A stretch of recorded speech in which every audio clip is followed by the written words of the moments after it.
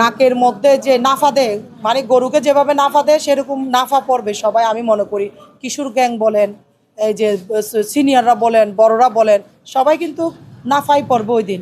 ওনাকে ছোট্ট বাচ্চাদের ঘটনার মধ্যে না টানাটাই আমি বেটার মনে করি। আমি আসলে দুইটা গ্রুপের কথা শুনিনি, আমি দীর্ঘদিন ধরে আরিফ নামের গ্রুপের কথা শুনে আসছি। আরিফের গ্রুপের কথা, আরও একটা গ্রুপ সৈকত পাড়াতে ছিল, ওই ছেলেটা এখন অ্যারেস্ট হয়েছে, জসিম, ও এখন অ্যারেস্ট আছে। এখন আরিফ আসলে বাহারছড়ার ছেলে না, আমি একটু আগেও ব্রিফ করছি। সে ওখানে ভাড়া থাকে, সে আমাদের এলাকার ছেলেই না।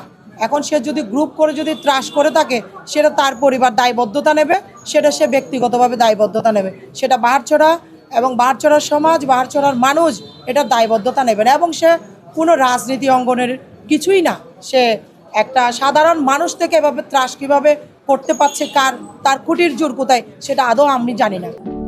সমুদ্রের গর্জনে ভিন্ন স্বাদের সামুদ্রিক খাবারের ভরপুর আয়োজন উপভোগ করতে আজই চলে আসুন প্যাসিফিক বিচ লাউঞ্জ ক্যাফে কক্সবাজারে। অনেক ঘটনা সে ঘটিয়েছে, অনেক কিছু করেছে।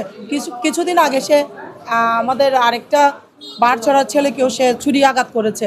এখন ভাই এগুলা আসলে কি বলবো, এটা হলো আমার মনে হয় এটার ইন্টারনাল কিছু বিষয় তাদের মধ্যে রয়েছে।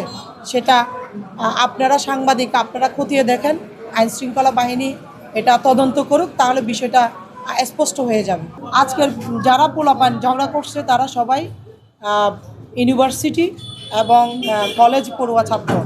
তা আমি মনে করি তাদের যে ছাত্রত্ব, লেখাপড়া, তাদের যে আগামী জীবনের ভবিষ্যৎ, এগুলো আসলে আমরা কি আশা করতে পারি? তাদের জীবন যদি এখন যদি এরকম হয়, এখানে আসলে আমরা প্রশাসনকেও দায়বদ্ধতা দিতে পারবো না, এবং তাদের পরিবারকেও আমরা এখন এককভাবে দায়বদ্ধতা দিতে পারবো না। দায়বদ্ধতা সবার। আমার ছেলেটা নষ্ট হচ্ছে, কি কারণে নষ্ট হচ্ছে আমার থেকে দেখতে হবে, পরিবারের লোকজন থেকে আগে আসতে হবে। পরিবারের লোকজন যদি আগে আসে, সেখানে দেখবেন যে আপনার সমাজের লোকজনের সহযোগিতা পাবে। সমাজেও যদি তাকে দমাইতে না পারে, তখন আপনার আসবে আইন শৃঙ্খলা প্রশাসন, আইনগত ব্যবস্থা। এখন আসলে তো পরিবার এবং সমাজ, এখানেই দায়বদ্ধতাটা অনেক বেশি।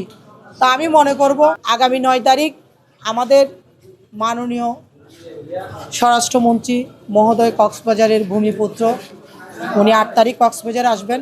9 তারিখ আইনশৃঙ্খলা মিটিং, উন্নয়ন সমন্বয় মিটিং রয়েছে। আমার মনে হয় উনি একবার যদি আইনশৃঙ্খলা মিটিংয়ে বসে, তাহলে কক্সবাজারের সবাই সেই দিন থেকে নাকের মধ্যে যে নাফা দেয়, মানে গরুকে যেভাবে নাফা দেয় সেরকম নাফা পড়বে সবাই। আমি মনে করি কিশোর গ্যাং বলেন, এই যে সিনিয়ররা বলেন, বড়রা বলেন, সবাই কিন্তু নাফাই পড়বে ওই দিন। কারণ উনি ওনার জেলায় কিছু হবে, সেটার দায়ভার উনিও যেমন নেবে না, এবং দায়ভার এড়ানোর জন্য কাউকে ছাড় দেবেন না উনি। সেজন্য আমাদের আইনশৃঙ্খলা মিটিং না হওয়া পর্যন্ত, এমনিতে নির্বাচনের পরে সব কিছু এখনও এলোমেলো, গুছানো হয় নাই। একটু গুছিয়ে উঠলেই সবচেয়ে পরিস্থিতি ভালো হবে।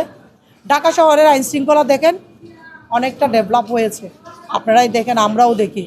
তো এখন আমরা কক্সবাজারে যদি আইনশৃঙ্খলা মিটিংগুলো যদি রেগুলারলি হয়, ওইখানে যদি প্রতিনিধিরা যদি প্রতিনিধিত্ব করতে পারে, আমাদের সদরের এমপি মহোদয় রয়েছেন, আমাদের অভিভাবক জননন্দিত জনাব সালাউদ্দিন আহমেদ স্বরাষ্ট্রমন্ত্রী উনি রয়েছেন, মহেশখালী কুতুবদিয়ার এমপি সাহেব রয়েছেন, উকিয়া টেকনাফের, ওনারা যখন বসবেন তখন দেখবেন যে সব ঠিক হয়ে যাবে।